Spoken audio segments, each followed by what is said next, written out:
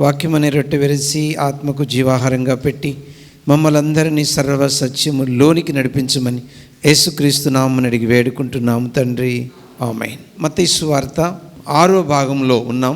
రాజు సమర్పణ యొక్క అంతిమ ఘట్టం 21 నుంచి 27 అధ్యాయాలు ఇది కొనసాగుతుంది.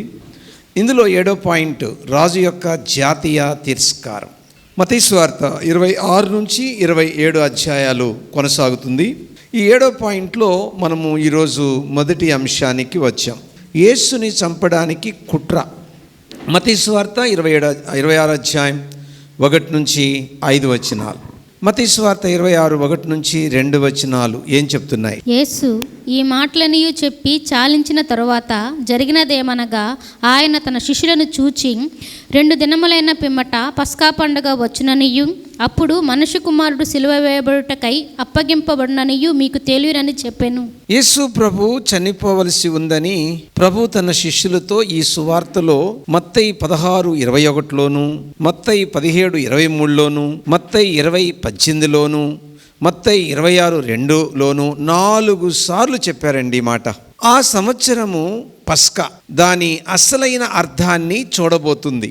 ఇది యేసు ప్రభు ఉన్న టైంలో, ఇక ఆయన మరణానికి వెళుతున్నాడు కాబట్టి ఇంతకాలము జరిగిన పస్కా వేరు, ఇప్పుడు ప్రభు టైంలో జరుగుతున్న పస్కా వేరు. ఇప్పటి వరకు సాదృశ్యము, ఇప్పుడు నెరవేర్పు. అందుకే అసలైన అర్థాన్ని చూడబోతుంది.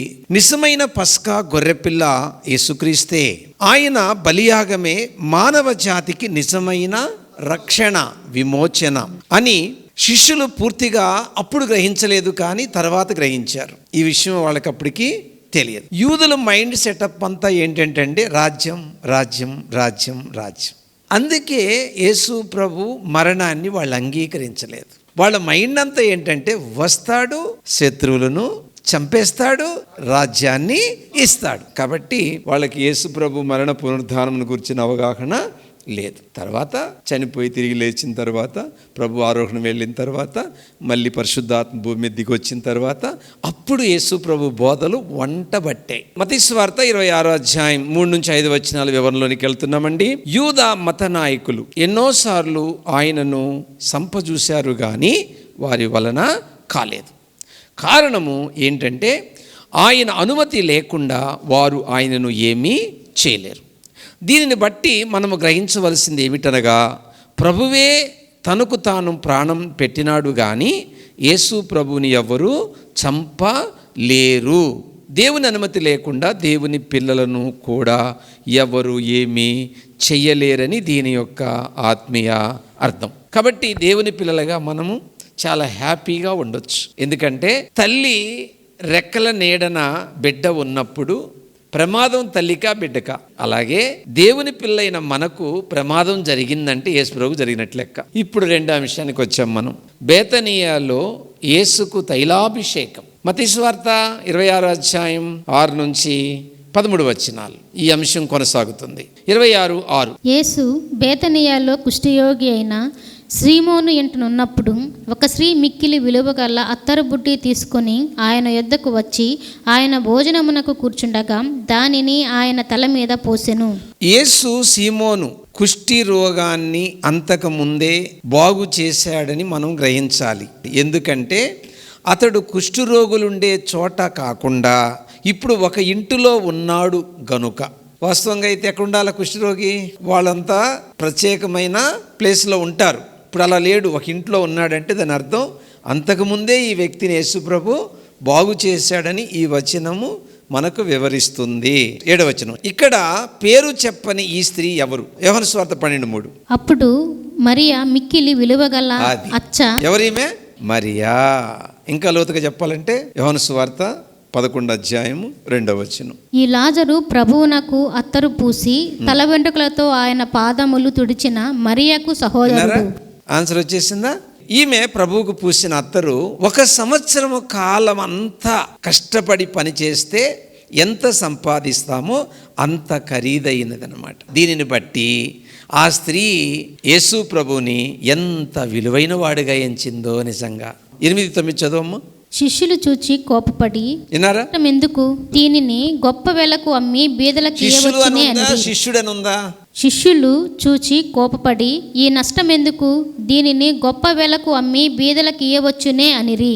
యోహాను సువార్త 12 ప్రకారము ఈ స్త్రీని విమర్శించిన వారిలో ప్రధానుడు యూదా, ఇస్కరియోతు యూదా. తరువాత శిష్యులు దీనిని బట్టి మనము గ్రహించవలసింది ఏంటి అంటే, ఆ స్త్రీ ప్రభు విలువను గుర్తించినంతగా శిష్యులు ఆయన విలువను గుర్తించలేకపోయారు.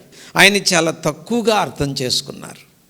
కాబట్టి మన జీవితంలో స్త్రీని చాలా తక్కువగా చూస్తాము, కానీ ఈ విషయంలో యేసు ప్రభు ఆ స్త్రీని చాలా అద్భుతంగా మెచ్చుకుంటాడు. కాబట్టి స్త్రీలను తక్కువ చూపు చూడొద్దు అనేది ఒక అప్లికేషన్ అండి. ఇక్కడ 26వ అధ్యాయం 10-12 వచనాలు. యేసు ఆ సంగతి తెలుసుకొని, ఈ స్త్రీ నా విషయమై ఒక మంచి కార్యము చేసెను, ఈమెను మీరేలా తొందరపెట్టుచున్నారు? బీదలెల్లప్పుడూ మీతో కూడా ఉన్నారు, గాని నేనెల్లప్పుడూ మీతో కూడా ఉండను. ఈమె ఈ అత్తరు నా శరీరం మీద పోసి నా భూస్థాపన నిమిత్తము దీనిని చేసెను. ప్రభు శిష్యుల వంకర ఆలోచనలను ప్రభు సరిచేసి ఆ స్త్రీని చాలా గొప్పగా మెచ్చుకున్నాడండి.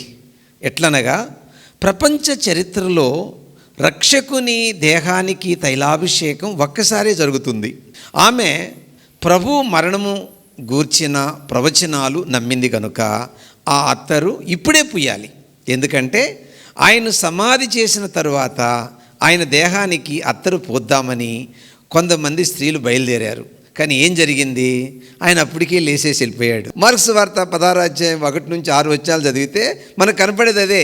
వీళ్ళు అత్తరిని తీసుకుని వెళ్ళిపోయారు సమాధి దగ్గరికి. వెళ్ళిపోయినప్పటికి యేసు లేడు అక్కడ.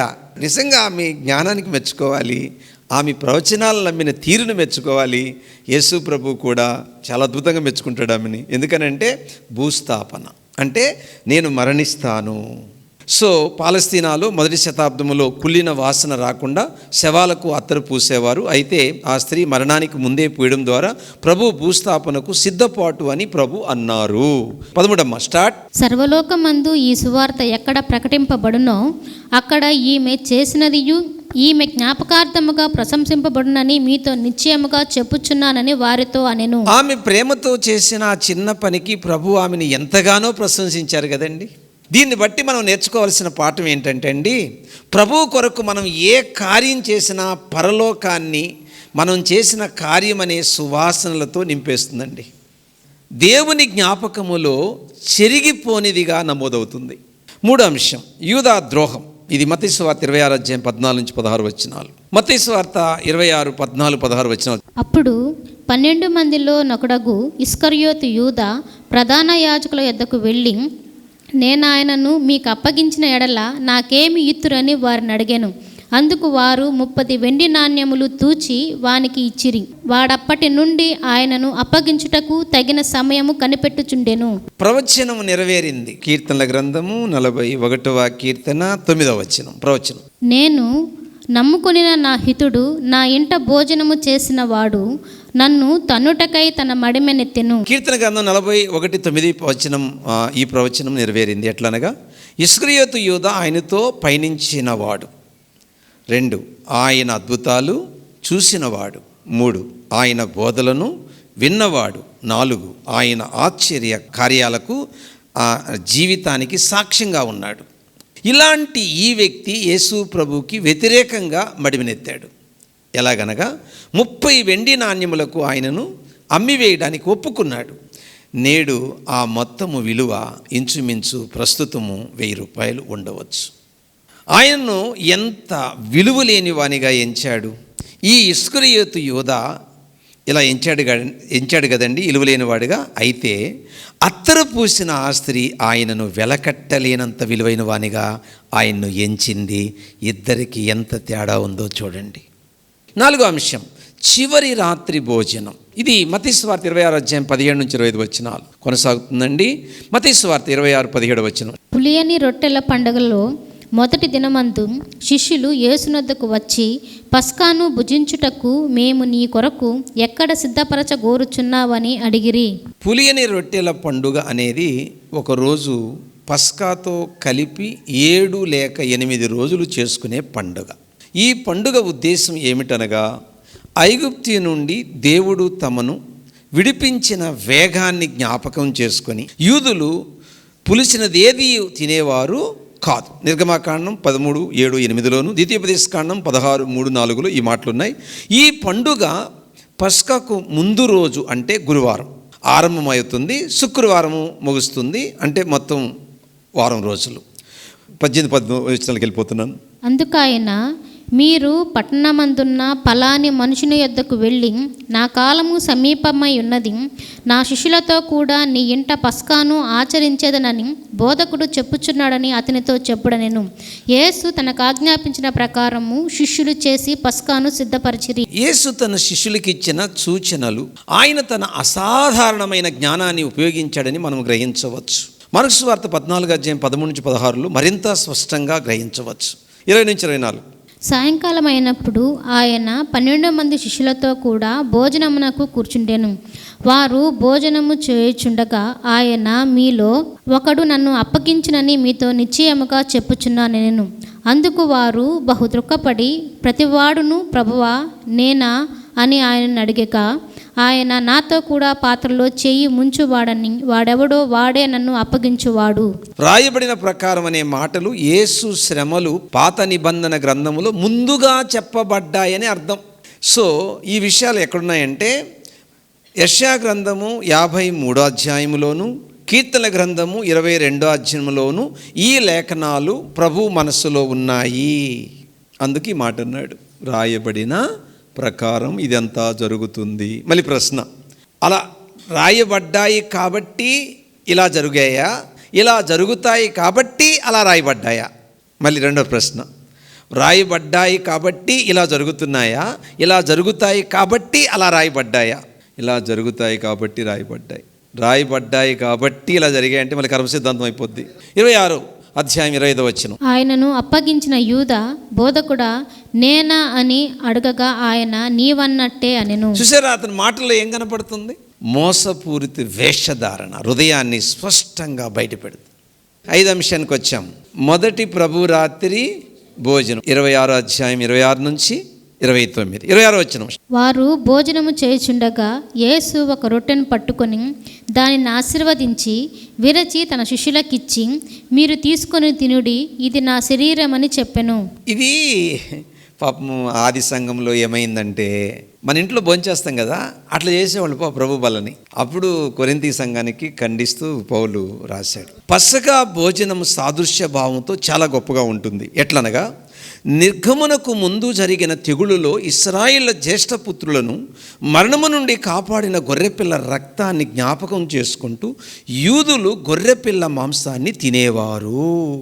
అలాగే చేదుకూరలు వారి బానిసత్వాన్ని స్మరణకు తెచ్చుకునేవారు. అయితే యేసు ప్రభు ఆ భోజనానికి క్రొత్త సాదృశ్యాన్ని చూపెట్టాడు. ఎట్లనగా, పొలయని రొట్టె కొరడా దెబ్బలతో సిలువ వేయడం వలన నలుగుతున్న ఆయన శరీరం అని అర్థం. అంటే క్రొత్త నిర్గమానికి నాంది అని అర్థం. నిర్గమం అంటే విడుదల. ఆ దినము వాళ్ళు ఎందుకు ఆ పస్కాన్ని ఆచరించేవాళ్ళు? ఐగుప్తి నుండి విడుదల. ఇప్పుడు చెప్పండి, మనము పాపమనే ఐగుప్తి నుండి బయటకు వచ్చాం. ఆ సాదృశ్యం అదైపోయింది, ఇక దాంతో మనకు పని లేదు. ఇది క్రొత్తది. 27-28. మరియు ఆయన గిన్నె పట్టుకొని కృతజ్ఞతాస్తులు చెల్లించి వారికిచ్చి, దీనిలోనిది మీరందరూ త్రాగుడి, ఇది నా రక్తము, అనగా పాపక్షమాపణ నిమిత్తము అనేకుల కొరకు చిందింపబడుచున్న నిబంధన రక్తము. గిన్నె విషయంలో కూడా అదే చెప్పాడండి. అదేమిటనగా, గిన్నెలోని ద్రాక్షారసం నూతన నిబంధన రక్తానికి సాదృశ్యం. అనేకుల పాపక్షమాపణ నిమిత్తం చిందింపబడుతున్న ఆయన రక్తం షరతులు లేని కృపా నిబంధనను స్థిరపరుస్తుంది. మానవులందరినీ క్షమించడానికి ఆయన రక్తము చాలు. అయితే దాన్ని ఎవరు నమ్ముతారో వారి పాపములు మాత్రమే తీసివేస్తుందని మనము గ్రహించాలి. 29వ వచనం. నా తండ్రి రాజ్యములో మీతో కూడా నేను ఈ ద్రాక్షరసము క్రొత్తదిగా తాగు దినము వరకు ఇకను దాన్ని త్రాగనని మీతో చెప్పుచున్నాను. చాలా మంది ఈ వచనం దగ్గరే కన్ఫ్యూజ్ అవుతున్నారు, అర్థం కాక. మీకు చెప్తాను ఇప్పుడు. తర్వాత తాను పరిపాలించడానికి భూమి మీదకి తిరిగి వచ్చేంత వరకు వారితో కూడా తాను ఈ ద్రాక్షారసం ఇకను త్రాగనని ప్రభు వారితో చెప్పాడు. అంటే దీని అర్థం 1000 ఏళ్ల పాలనలో ద్రాక్షారసానికి ఒక క్రొత్త గుర్తింపు వస్తుంది. అదేంటంటే ఆయన తండ్రి రాజ్యం యొక్క ఆనందాన్ని, ఆశీర్వాదాన్ని వెల్లడి చేస్తుందని అర్థం. అంటే ఆ ద్రాక్షారసం ఎలా సంతోషాన్ని, ఉల్లాసాన్ని ఇస్తుందో అట్లాగే వెయ్యేళ్ల పాలన అనేది ఆ ద్రాక్షారసం యొక్క చిహ్నముగా, అంటే నిజమైన ఆనందం, నిజమైన ఆశీర్వాదం ఆ రోజు ఆయన నమ్మిన ప్రజలు అనుభవిస్తున్నారు గనుక అది ఆ రోజు తాగుతానంటే ఆ రోజు నేను మీతో ఆనందిస్తాను, నాతో మీరు ఆనందిస్తారు, నిజంగా అప్పుడు అది నెరవేరుతుంది అని చెప్పాడు. 6వ అంశం, శిష్యుల దృఢ నమ్మకం. మత్తయి సువార్త 26:30-35, 26:30 అంతటా వారు కీర్తన పాడి ఒలీవల కొండకు వెళ్ళిరి. వీళ్ళకి ఈ పస్కాలో ఒక పద్ధతి ఉందండి. కీర్తన గ్రంథము 113వ కీర్తన, కీర్తన గ్రంథము 118వ కీర్తన పస్కా భోజనం సమయంలో పాడతారు వీళ్ళు. 31 ఇప్పుడు యేసు వారిని చూచి, ఈ రాత్రి మీరందరూ నా విషయమై అభ్యంతరపడదరు. ఎలా అనగా, గొర్రెల కాపరిని పట్టుకును, మందలోని గొర్రెలు చెదిరిపోవును అని వ్రాయబడి ఉన్నది కదా. రాయబడిందంటే ఎక్కడ? అనేక మంది యూదులు జకర్యా గ్రంథం 13:7 మెస్సయ్య ప్రవచనంగా గుర్తించేవారు. యేసు ప్రభు కూడా ఆ వచనాన్ని చెప్పారు. యేసు ప్రభు చెప్పిన వచనం ప్రకారము ఆయనను కొట్టువాడు తండ్రి అయిన దేవుడని అర్థం. ఉదాహరణకి అపొస్తలుల కార్యం 4:27-28 ప్రకారము ఆయనను సిలువ వేయడంలో యూదా మత నాయకులు, రోమా అధికారులు కుట్ర ఉన్నప్పటికీ యేసు తన మరణాన్ని దేవుని నీతిదాయక ప్రణాళికకు నెరవేర్పుగా చూశాడని గ్రహించాలి. చెప్పండి, యేసు ప్రభువు తనకు తాను ప్రాణం పెట్టాడా లేకుంటే ప్రభువుని ఇతరులు చంపారా? ఈ వచనాన్ని ప్రభు చెప్తూ ఉన్నాడు, శిష్యులతో చెప్తూ ఉన్నాడు. రాయబడిన ప్రకారము నేను ఖచ్చితంగా ఏమైపోవాలి, చనిపోవాలి అని చెప్తూ ఉన్నాడు. వాళ్ళు కుట్ర చేసింది వాస్తవమే, వాళ్ళు ఆయన చంపడానికి ప్లాన్ చేసి ఎన్ని కరెక్టే, కానీ ఈయన అనుమతి లేకుండా వాళ్ళు ఏం చేయగలరు? ఈయన ప్రాణం పెట్టే ఆ ప్రణాళికే దేవునికి లేనప్పుడు వాళ్ళు దేవుని చంపగలరా? అది ఇంపాసిబుల్ కదా. అదనమాట, అది మీరు అర్థం చేసుకోవాలి. 32 నేను లేచిన తరువాత మీకంటే ముందుగా గలిలయకు వెళ్ళేదనెను. అసలు ఈ యేసు ప్రభు చనిపోవడం, తిరిగి లేయడం ఇదంతా వాళ్ళకి ఎలా ఉందంటే, ఏం మాట్లాడుతున్నాడు ఈయన, చనిపోవడం ఏంటి, మళ్ళీ లేయడం ఏంటి, అసలు ఏం అర్థం కావట్లేదు వాళ్ళకి. ఎందుకనంటే ఆ పరిపక్వత, ఆ పరిణితి ఇంకా వారు చెందలేదు. 33-34 అందుకు పేతురు, నీ విషయమై అందరూ అభ్యంతరపడినను నేను ఎప్పుడునూ అభ్యంతరపడనని ఆయనతో చెప్పగా, యేసు అతని చూచి, ఈ రాత్రి కోడి కూయక మునిపే నీవు నన్ను ఎరగనని ముమ్మారు చెప్పేదవని నీతో నిశ్చయముగా చెప్పుచున్నాను నేను. అందుకు పేతురు ఇతరులు ఆయన్ని విడిచిపెట్టినా, పేతురు అంటున్నాడు, ఇతరులు ఆయన్ని విడిచిపెట్టినా తాను మాత్రం ఎన్నటికీ ఆ పని చేయనని అన్నాడు. దానిని ప్రభు, ఈ రాత్రి కోడి కుయ్యక మునిపే నీవు నన్ను ఎరుగునని ముమ్మారు చెప్పుదవని ప్రభు చెప్పారు. మార్కు సువార్త 4:30 చదవండి. యేసు అతని చూచి, నేటి రాత్రి కోడి 2 మార్లు కూయక మునిపే.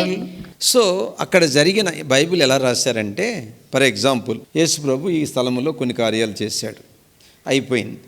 అయిపోయిన తర్వాత నేను వచ్చాను ఇక్కడ ఏం జరిగిందో రాయడానికి. వాళ్ళని అడిగాను, అమ్మ ఇక్కడ ఏం జరిగింది, మీరంతా ఉన్నారు కదా అని. అప్పుడు వాళ్ళు చెప్పారు, ఇది జరిగింది, ఇది జరిగింది, ఇది జరిగిందని. అలా రాయడం జరిగింది. సో మిగతా వాళ్ళు ఏం చేశారు, ఎన్నిసార్లు మెన్షన్ చేయాల, వాళ్ళు ఒకటే చెప్పారు, కోడి కుయ్యక మునుపు ముమ్మారు పొంగుతాడు.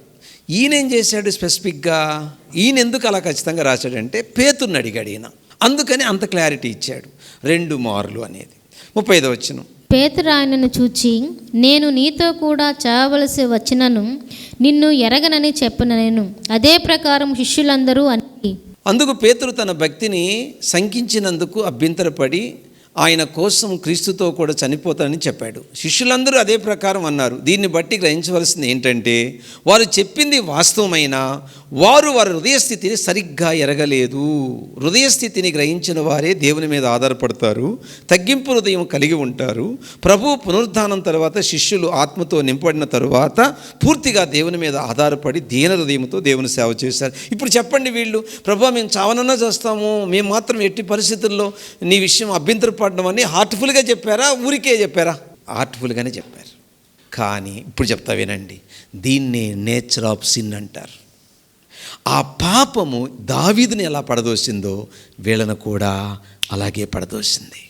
7వ అంశం, గెత్సెమనే వేదన. మత్తయి సువార్త 26 36 నుంచి 46, మత్తయి సువార్త 26 అధ్యాయం 36 నుంచి 38 వివరణ. గెత్సేమనే తోటలోనికి ప్రవేశించిన తరువాత తనతో ఉన్న 11 మంది శిష్యులలో 8 మందిని అక్కడే కూర్చోమని చెప్పి 3 శిష్యులను వెంట పెట్టుకొని తోటలోనికి వెళ్ళడంలోని ఉద్దేశం ఏంటంటే, యేసు ప్రభు వేదనను అర్థం చేసుకొని అనుభవించే శక్తి శిష్యుల్లో వేరువేరుగా ఉందని అర్థం. 26:39 ఆయన ఆ 3 తోటలో అక్కడ విడిచి కొంత దూరం వెళ్ళడంలో ఉద్దేశం, నా ఇష్ట ప్రకారం కాదు నీ చిత్త ప్రకారమే కానిమ్మని చేసిన ప్రార్థనలో కానీ ఆయన శ్రమలలో కానీ ఎవరు పాలు పంచుకోలేదని అర్థం. 40-41 మనము మన ప్రార్థనా జీవితాలను గురించి ఆలోచించినప్పుడు ఇతరులను కానీ శిష్యులను కానీ నిందించే సాహసం చేయలేం. ఎందుకంటే వారికంటే మనమే ప్రార్థించకుండా ఎక్కువసార్లు నిద్రపోయాం.